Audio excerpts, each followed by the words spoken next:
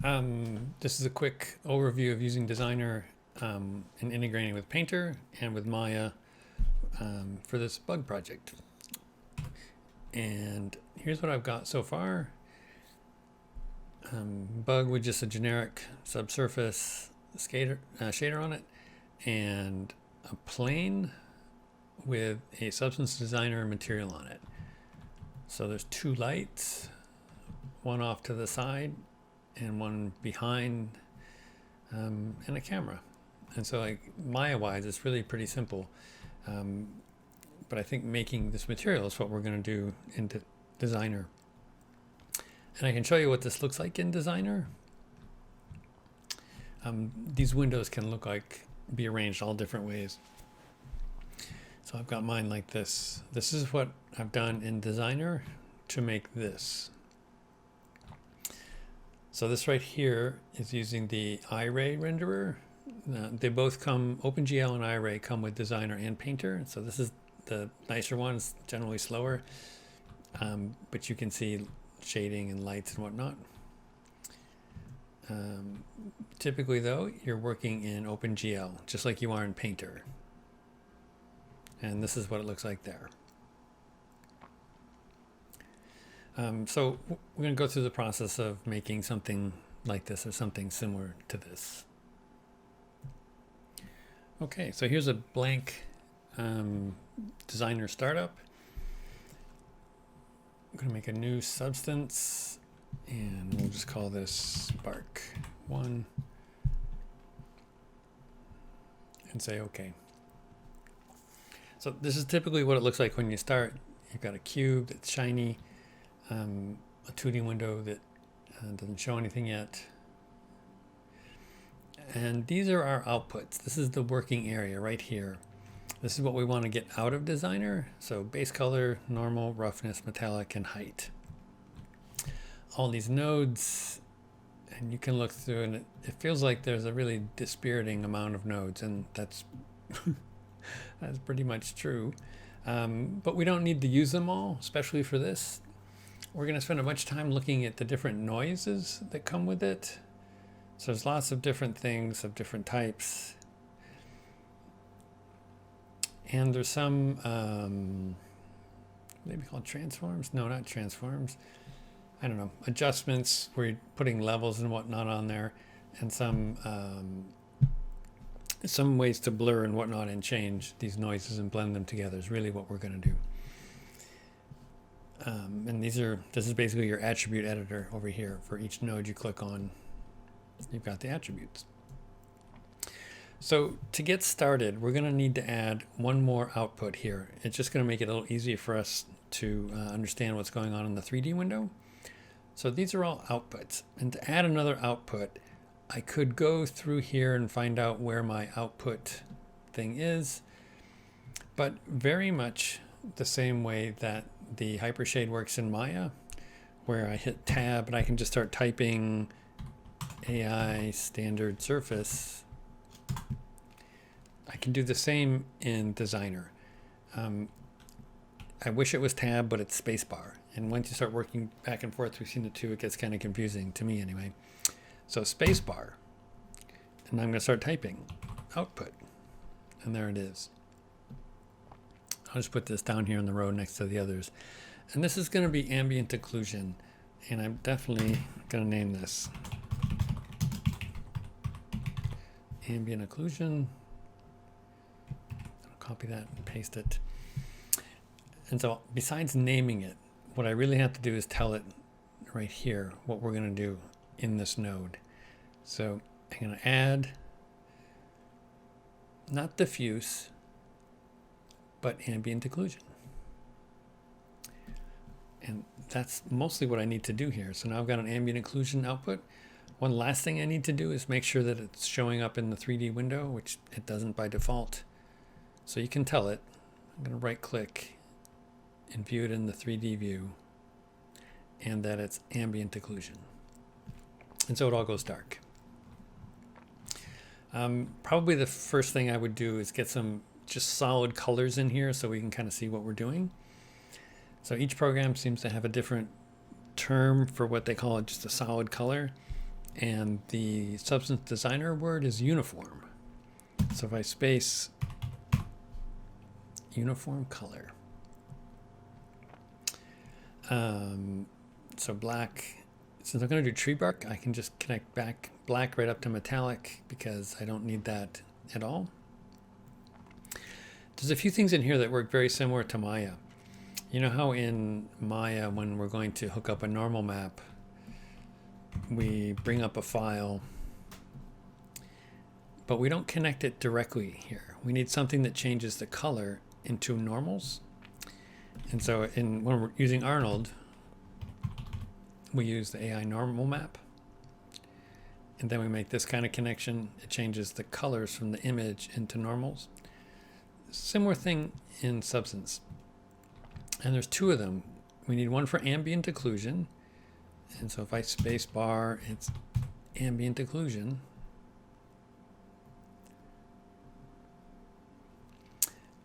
And also for normals. Space bar, normal.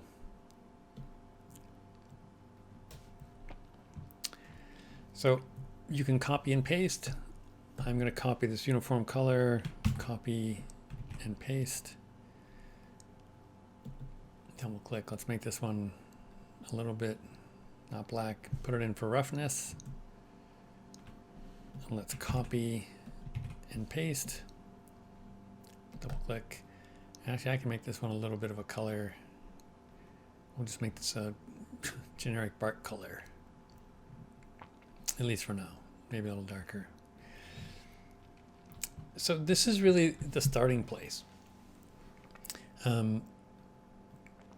If you're like me, you're going to have to do this bark at least half a dozen times.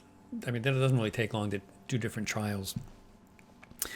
So what I would do is, just so we don't have to do this again, let's just save this.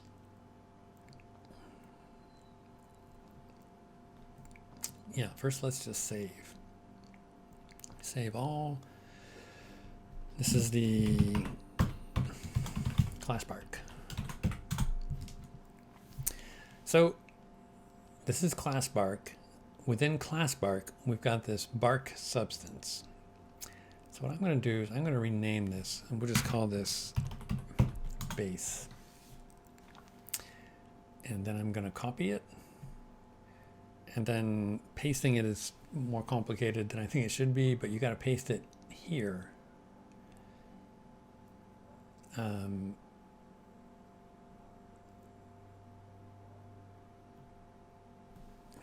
on. Paste, please. There it is. Paste. So I'll rename this one to bark 1. So what's going to happen is we'll make bark 1 and it'll be okay. Then we'll want to do bark 2 and bark 3 and bark 4. So every time I'm going to copy this base, which is all our stuff set up the way we like it as a good starting point, and I'll make a new bark. So double click here, because right now we're on the base. Double click. Okay, now we're on bark 1. Let's just start by looking at some of the noises. Just all kinds of interesting stuff in here. The one I sort of like, to me, for this as a starting place, is Crystal 2. You might like others, and that's fine. I'm just going to start with this as a place to start. So if I like it, I'm just going to drag it, drop it out here. And let's start making some connections. I'm going to connect this directly to ambient occlusion, directly to normal. So it makes some normal maps out there. I can double click here and maybe increase the intensity of my normals a little bit. So while I'm here, most of these nodes are going to have some extra drop-down menus here that I mostly don't need to see. Usually I'm just looking at the specific parameters that I have open. And so I can put it into height as well. And nothing really happens when I do that. So there's a couple changes to our setup that we need to make, and just the way that height is displayed over here. And we're going to edit the material. Just like in Maya, you've got to add some subdivisions to see a displacement. Here we need to change something to see height. So default material definitions, and this is highlighted by, or it's checkmarked by default.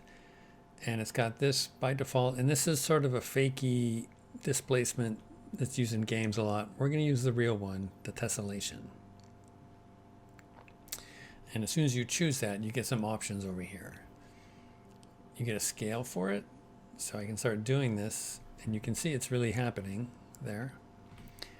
And then above it is the factor. This is the quality, so you can make it a little better if you want. So I'm also going to change, rather than using this cube, I'm going to try a rounded cylinder. It just seems easier for my brain to figure out if it's supposed to be tree bark. So materials, default, and edit. So I'm going to change this scale. I slid it all the way over to 10, but I think for us, for this project, I need more. So I might just try 20.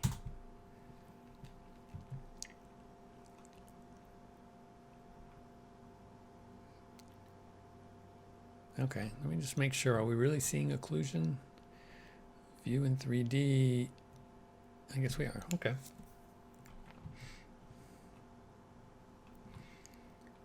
I'm going to look at the options here. I feel like I could be seeing more occlusion here, and it would make it easier to understand what I'm looking at. So I'm going to double click the options here. And just, there we go. I don't want to overdo it, but it just makes it easier to see what we're looking at. Okay, this is not bad. Maybe I can make this a little better. From my time looking through this, I can say that there was, I thought, some noise that kind of looked like tree bark. That was this one, Grunge Map 5.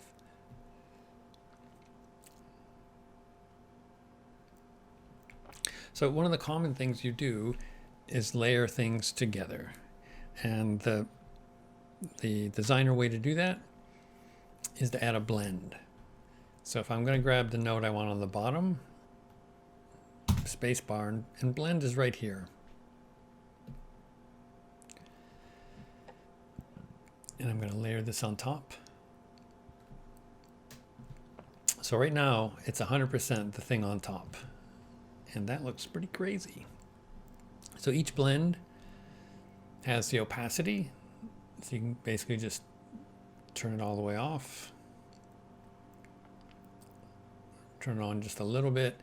And it's got a bunch of blending modes.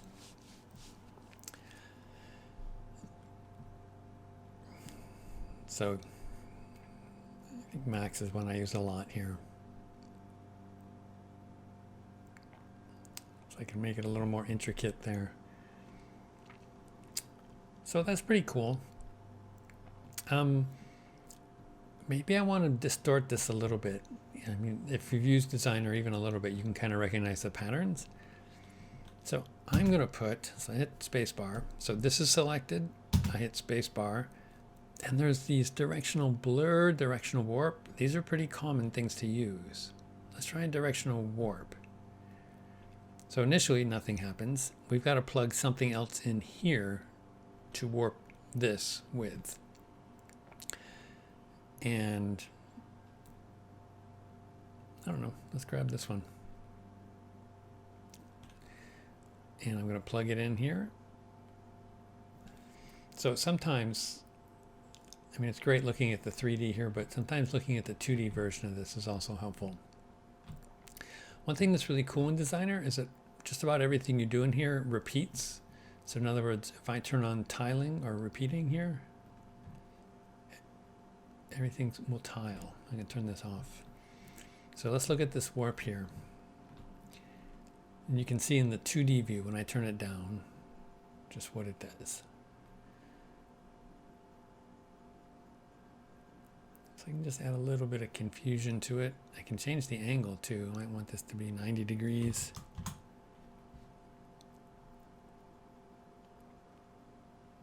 Yeah.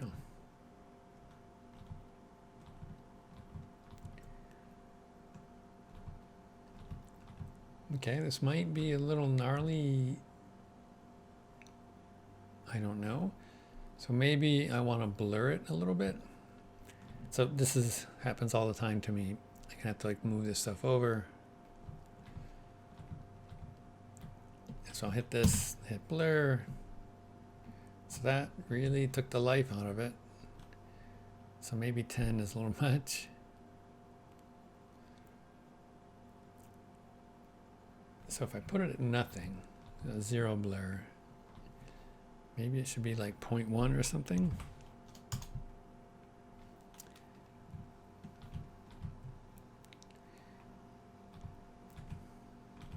So this is pretty good so far. Let's test it in iRay. So depending on your computer, this might be fast. It's definitely something to save before you do. And there's a few things to set up in iRay specifically to see the displacement. But it'll help you because you can see shadows and different lighting. So I'm going to say iRay. And so all we're really seeing is the normal map at the moment. A couple things to do. So in the scene for iRay, we've got to edit here. And we've got to turn on subdividing just so it can do the displacement. So parametric is fine. And then similarly, we have to go to the material somewhere here and change the height scale. So in my experience, this has to be a big number, like 20. This gives you a little better idea of what this might look like in a real renderer.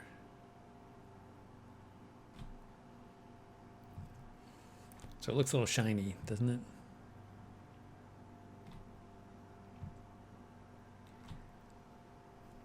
Then I can go back to work on it some more in OpenGL. So, not bad. We've got a basic shape. This, to me, this is the first part you're always going to do, is get the grayscale height of the thing working.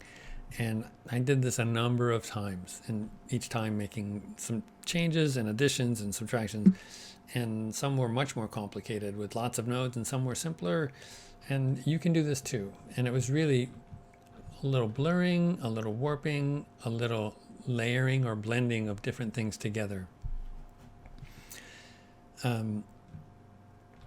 One thing I'm going to do is I'm going to look at the roughness here. Right now I've just got this on here, and it's clearly too shiny.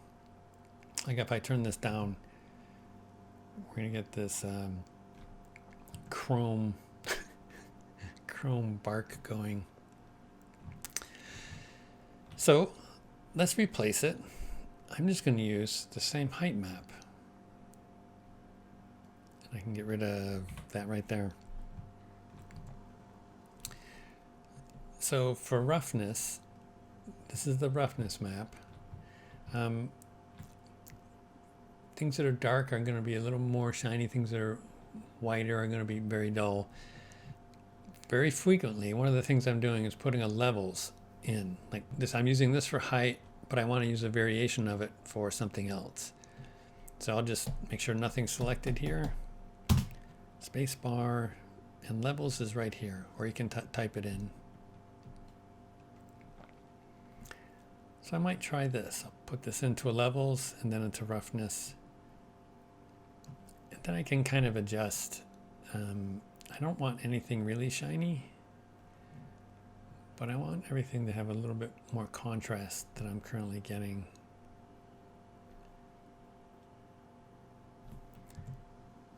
And I might try looking at this in iRay.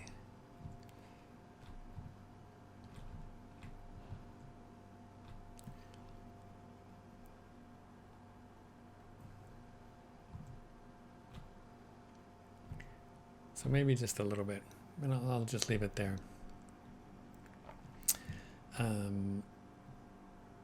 Back to OpenGL. OpenGL is just so much faster. Color. So the same thing we did here, where we stacked up different things, is kind of what we're going to do for color. And I want to show you a couple of tricks to make it better. So I'm going to move metal just down here and out of the way. And the first trick, it's not really a trick, but it's something that Designer does really well. And I'm going to add, it's first on the list is this gradient map.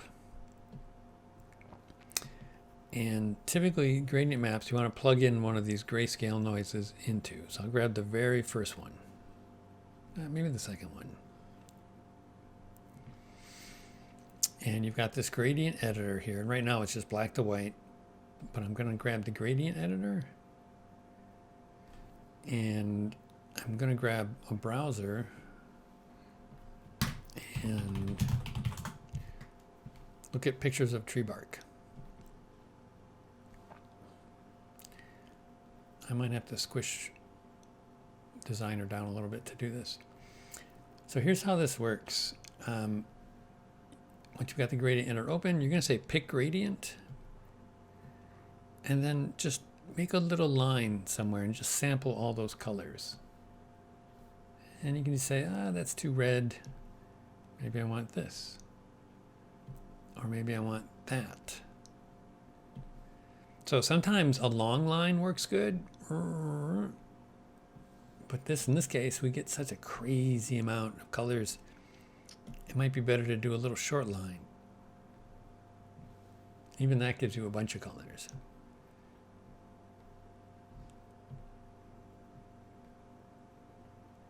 So I might spend a minute here until I get, let's say I'm going to take that. So cool. So now I've got some colors. Let me slide this back over. So instead of just using plain old brown, I can plug this into. Cool. So one thing I'll point out here, because it gets me in trouble still. You notice how this is a gray input and this is a yellow input, or a yellow dot, gray dot. There's a distinction in Designer between grayscale things with all these gray connections and color thing with all these color connections. This is very similar to the way the hypershade works in Maya. Different colors, but you can use a value, which is X, Y, and Z all together to connect, whereas just one will not do it. One can connect directly here, whereas a 3 cannot. So there's out values, which is like an X, Y, and Z or an RGB, or there's the individuals themselves. And it's really the same here. When you've got 3 colors or 3 values, it's the yellow. When you've got singles, it's this. And so sometimes that'll get you, prohibit you from doing some things. So cool, I've got a color. Maybe I'm going to choose a different color. So I'm just going to make this a little more variable. And I'm going to put another gradient map in here. And this time I'm going to use this just because I have it out here. Put that gradient map in.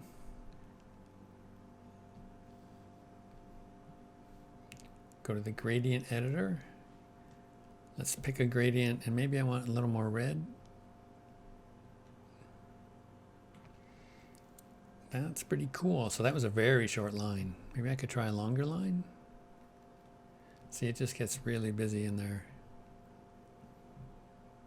Too busy. Yeah, maybe something like that.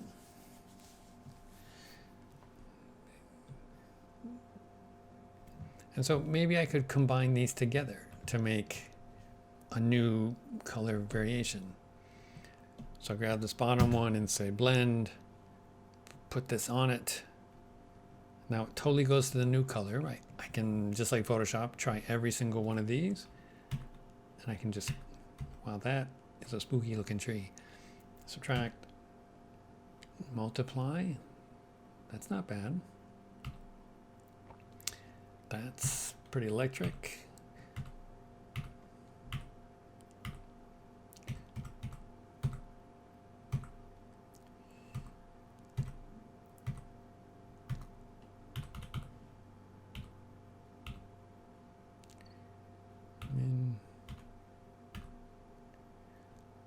I don't know. Let's say I like overlay.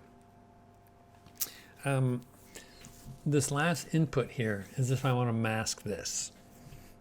So I can do it simply. So I'll make a shape node. This is one way to do it. And I'm just going to, it just makes a square. And I can use this as the mask. And you can see what this does. It just masks it. I don't want to see this on top of this everywhere, just in the center. So clearly the square is not that great at the moment.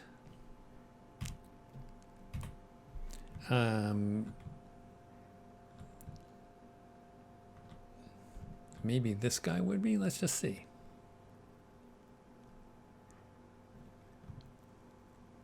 So maybe I'm thinking, now that I've done that like that, it's kind of cool. But maybe these should be reversed. So sort of a sneaky way to do this is to grab the inputs and hit X, and that will reverse them.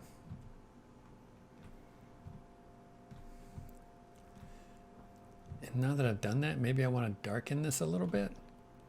Small space bar and do a levels. Maybe I just want to darken this a little bit.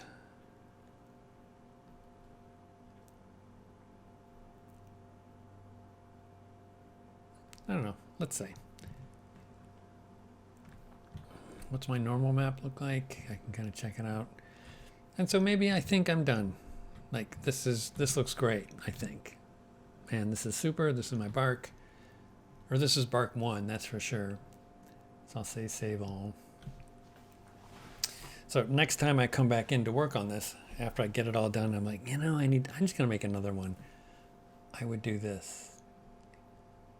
Grab the base, right click and copy. Here, right click and paste. And then I would call this bark 2.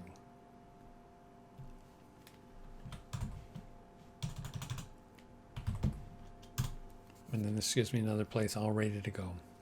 So we're back to bark 1 here. So there's a couple ways to get this out of Designer and into something else. The easiest way is to right click here and just export the outputs as a bitmaps. So that's all these right here. Excuse me, height, occlusion, metallic, and so forth. You can export these as bitmaps. You can give it a directory and whatnot. And this is pretty straightforward. This will work just like you think. I don't think I need to show you that. You can figure this part out. But I'm going to look at a different way to do it. That's pretty cool.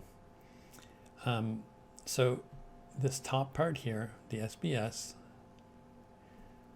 we're going to publish an archive, an SBS archive. So let me do that. And SBS archive, it's called class bark. That's fine. Class bark 1. I know where it's going. And I'm going to save it.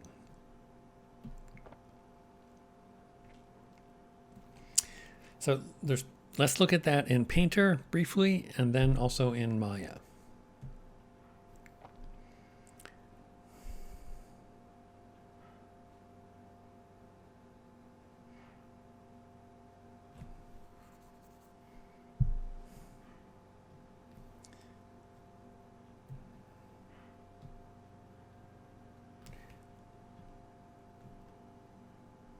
So I'll just start something new. I'll load up the Peppermill because the Peppermill is so cool. OpenGL.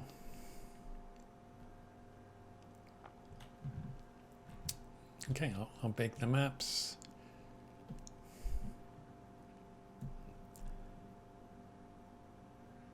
Wow, it's nice when there's just one UV map and it's small. So the way this works in Painter is, this is the video I'm recording right here. Let's go get the stuff. Classes, lighting, bug, render, substance, class Bark 1, SBS, substance archive. So I'm just going to drag and drop this in here. And this is a new base material. And just as time is fine, I'll import. So Bark 1, Bark 2, and base. Base, Bark 1, Bark 2. These are the three things that are showing up in Painter. So what I can do now, this is just a material. So I can drag Bark onto here. So that's a little weird.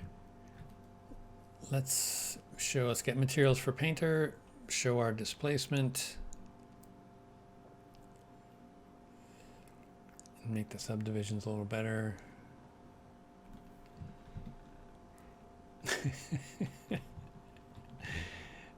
That is weird looking, and maybe repeat it a little more. Yeah, a little bit more seems to help. And then this is just another material in Painter. So I can throw a mask on here. And in that mask, I can use the color selection because I had vertex colors, and I can pick, say I only want it on the green.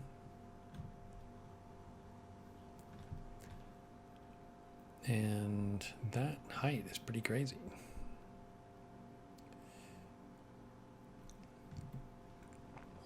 Like, okay, so there it is. That's how you use it in Painter. And you can totally just export maps from here just like you would any other time you painted something in there.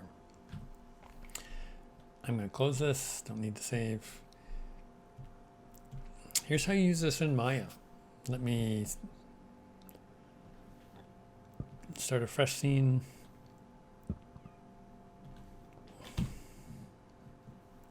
We'll make a plane and a light.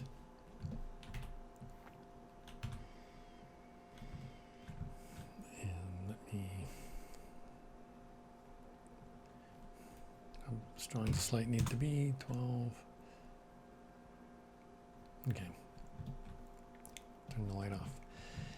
Here's how you use this in the Hypershade. So you know how when you add a file in here, so I'm going to tab and type file, you get projection, stencil, and texture. And all semester we've used texture, I think, with the exception of that little bit of the parking garage where we did a projection. So mostly we're using texture. So it's projection, stencil, texture.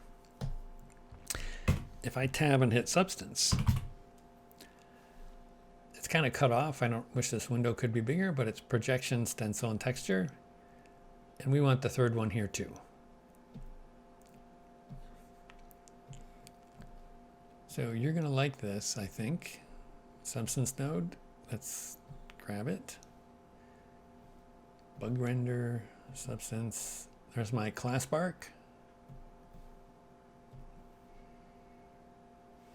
So it's asking base Bark 1, Bark 2. So Bark 1 is what we're doing. And for us, really, all you got to do, it's set to Arnold. It's just say make shader network, create shader network. So I'll just hit that.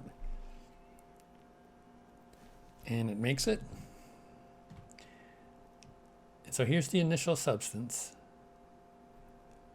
Here's the AI standard surface with everything connected, including displacement. So I'm just going to middle click, drag and drop. And that's really all there is to it, just about. Before I render this, I'm going to select this just so it's in the window, because almost always the displacement is just way too high, but we'll see. So this is the displacement attributes, and right now it's set to 1. Let's just do a render and see what we get.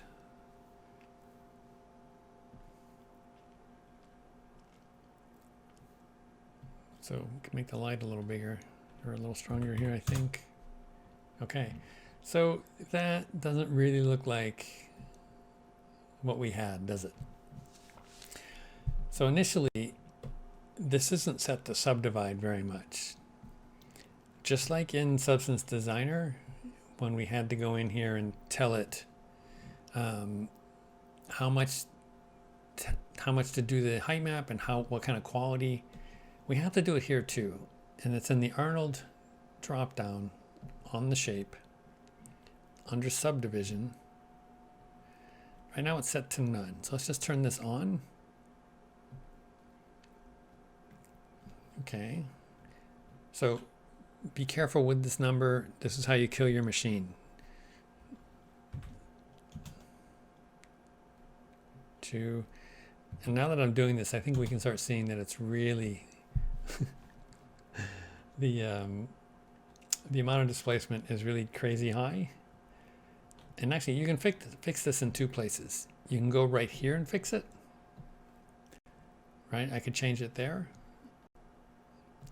I could also change it here. This is on the object, right below where we changed this.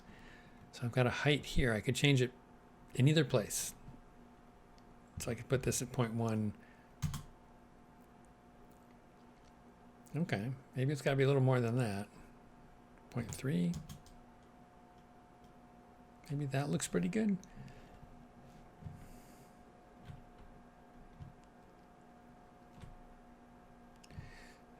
So this number here, like to me, at least on my machine, 4 number is an okay spot to work on. It seems to be pretty responsive.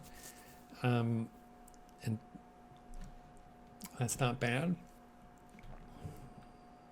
And so you can see like this was pretty easy from the Maya end of things.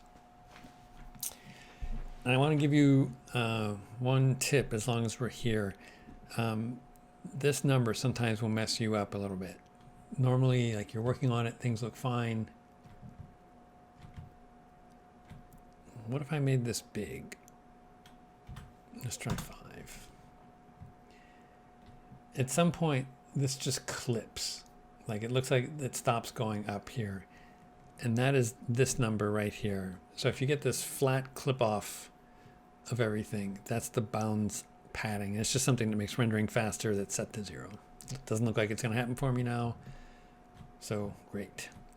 So that's really cool. Let me put this down to something a little better. If you want to see something even better or make it better, all of our shaders all set up. We really don't have to do anything to it. In the Substance node itself, the first batch it gave us was at a 1K resolution.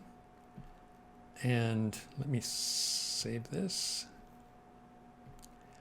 And that's okay, but we can really output this at higher resolutions. So this would be a good place to save. Save scene as class park. Let's just save it as that. Just my experience. Renderer is not rendering, it's waiting. I'm going to change this to 4K. I can hear the fan kind of perk up a little bit as I do that. You can't on the recording, but I can hear it there. So I will, yeah, I can feel it's not working, or it's working on. I can't move the windows or anything. So I have to give it a minute. There we go. And now I can try a render, and it'll take it a minute here because it's doing all those maps. So I'm not going to pause and go ahead. I think you need to see how long this really takes. There we go.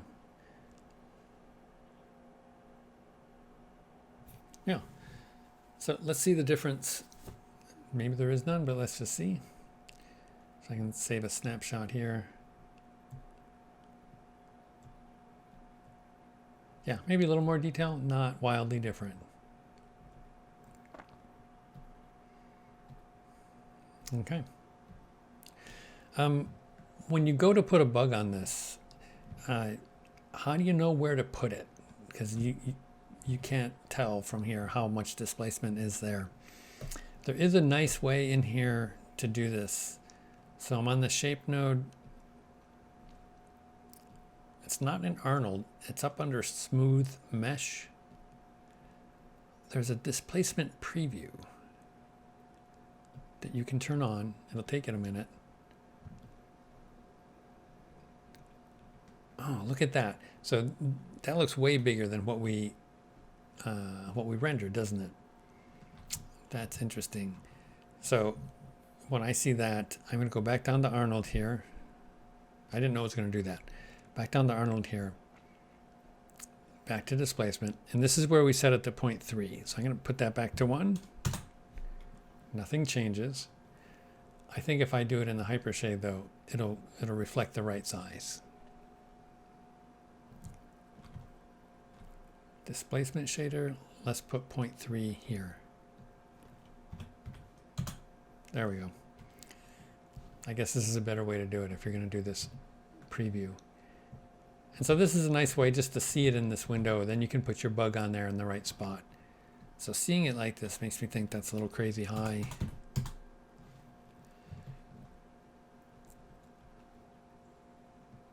Two's a little better. Let me grab the plane, turn that preview off. So one thing I might do here,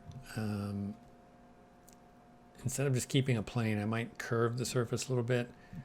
And there's like 100 ways to do that. I'm going to do it this way, I think. So use B for soft select.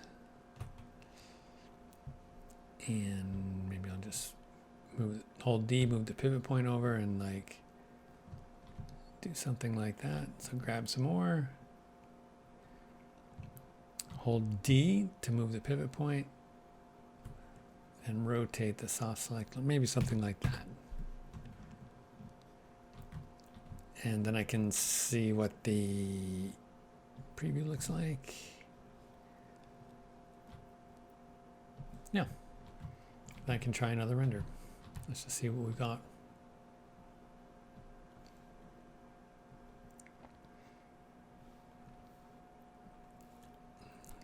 Light could be, maybe I'll turn the spread down a little bit.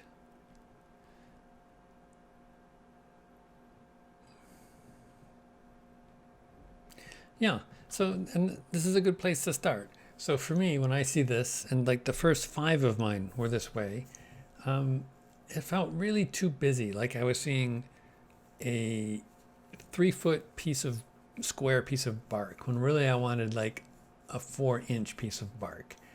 And so that meant going back to Designer and maybe scaling everything up. Let me stop this. So in Designer, rather than starting with just this piece, let me double click. I'm going to spacebar and put a transform. And then I could just make this bigger, because I really just want to see a little part right in the middle of it. Maybe I do the same here. What if I put a transform 2D and make this bigger?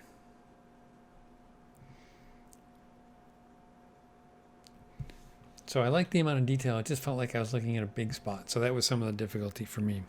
But that's the workflow. Thanks for watching.